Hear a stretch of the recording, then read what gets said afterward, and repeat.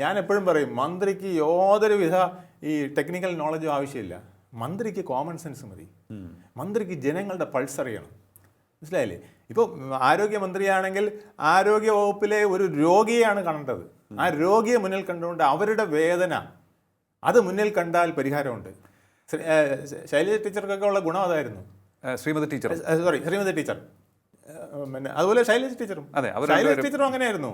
ശൈലജ ടീച്ചറെ കുറിച്ചാണ് ഞാൻ പ്രത്യേകം പറയുന്നത്. ശൈലജ ടീച്ചർ, ഞാൻ അവരുടെ കീഴിലുള്ള ഡയറക്ടറും സെക്രട്ടറിയൊക്കെ ഞാൻ സംസാരിച്ചപ്പോൾ പറഞ്ഞത്, രാജൻ കോപ്രകട ഉൾപ്പെടെയുള്ളവരുടെ രാവിലെ മന്ത്രി തന്നെ പിന്നെ പ്രാഥമിക കർത്തവ്യങ്ങൾ കഴിഞ്ഞു കഴിഞ്ഞാൽ മന്ത്രിയുടെ വീട്ടിലെ ഓഫീസിലിരിക്കും.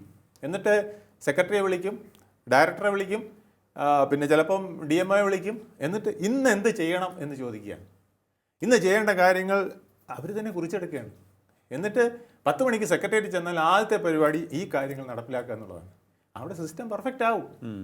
ഇവിടെയാണ് സിസ്റ്റം ബ്ലോക്ക് വരുന്നത്. ഞാൻ പറഞ്ഞില്ല, ഈ 3 വ്യക്തികൾ എണ്ണയിട്ട യന്ത്രം പോലെ പ്രവർത്തിച്ചാൽ ഒരു പ്രശ്നവുമില്ല, ഏത് സിസ്റ്റവും പെർഫെക്റ്റ് ആവും.